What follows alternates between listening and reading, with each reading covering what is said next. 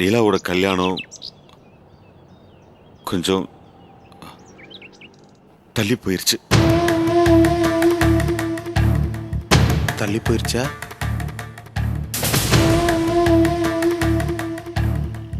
இல்ல நின்றுச்சா?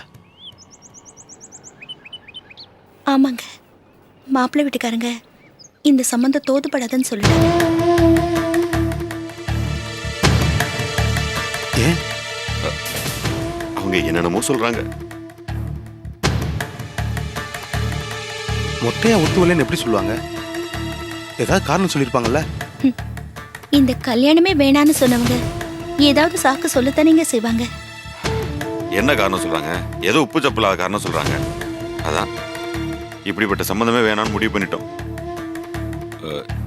இப்போ பிரச்சனையே வேற.